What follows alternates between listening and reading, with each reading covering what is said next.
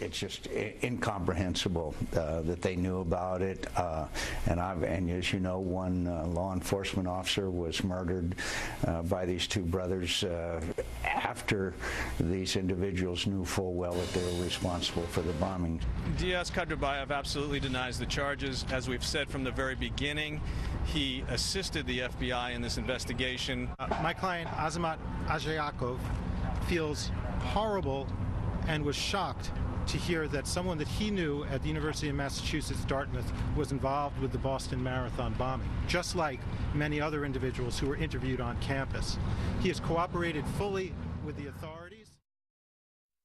One of the dangers that we now face are self-radicalized individuals who are already here in the United States. In some cases may not be part of any kind of network, but because of whatever warped, twisted ideas they may have, may decide to carry out an attack. And those are in some ways more difficult to prevent. So was there a wider conspiracy to help these men commit this crime? We think that these folks, or as President Obama said yesterday, were self-radicalized. We don't know what happened on the trip back to Russia. Is it the case that, in fact, there was a network of people working to make Boston happen, whether or not he had become a radical threat to commit an act of terror?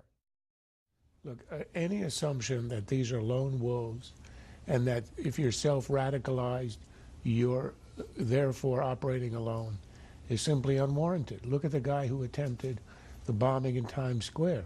He was a Pakistani American, self-radicalized, but he went over to Afghanistan and he got to Pakistan, he got the training.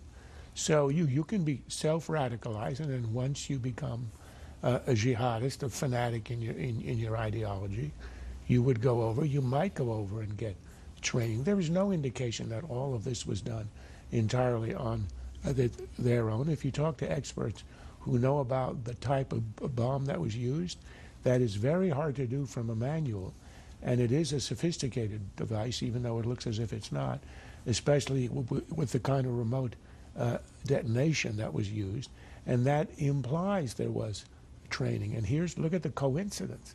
There's a guy, the older Tsarnaev, a guy who went over to Chechnya and to Dagestan, which is the heart of this insurgency, had all kinds of contacts that we don't yet know about, and came back capable of all this. So any assumption it was a lone wolf, I think, is completely unwarranted at this time. Or at least premature. Well, it's an assumption you ought not make. When you have the evidence, you say, okay, self-radicalized. Remember, Obama said in the case of the underwear bomber, he immediately assumed it was a one-off deal. It was an exception. We should never assume that until all the evidence is. Benghazi happened a long time ago.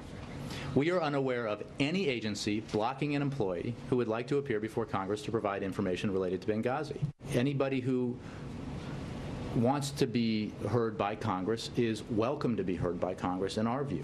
We've been asking for months, and they talk about all the documents they sent over and all that. Why not just send over the names so that these individuals, we could have the Congress of the United States interview, and it's still, now all these months later, and we don't have this information, it is been a compelling argument for a select committee to investigate this whole tragedy that took place, which we still don't have answers for. Benghazi happened a long time ago. That's a definition of chutzpah. This administration that has stonewalled every inquiry and delayed its answers and not released names and told all kinds of stories is now saying, well, it's an old story. I mean, I have argued from the beginning, the administration strategy has always been string it out over time and count on the media, the mainstream media, being uninterested in this story. And that's worked up until now. It echoes what Hillary Clinton said at her hearings. What does it matter? What difference does it make at this point? Well, because if you wait that long, the evidence will fade. But I think they're not going to get away with it, because I think the fact that there are people in the State Department who want to testify, and now that it's out in the open that they are being, at least the accusation is, the administration is threatening them, I think in cases like that, they are going to be allowed to go out and testify. And as we heard in the reports from Madam Housley, There is stuff that happened there that contradicts, at least according to people who were there, that contradicts the official story. And that's when the story of the unraveling of this will begin. This week, we had this Adam Housley piece. One of the pieces dealt with the hunt for the mastermind. He said, we know who it is, we know where they are, and they're walking free. Asked the FBI about it repeatedly this week.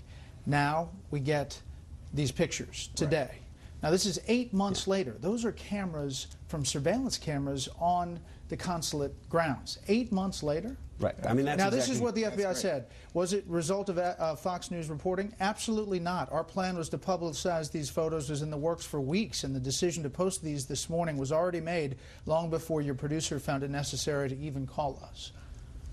Look, another coincidence. It's remarkable the number of coincidences around these events.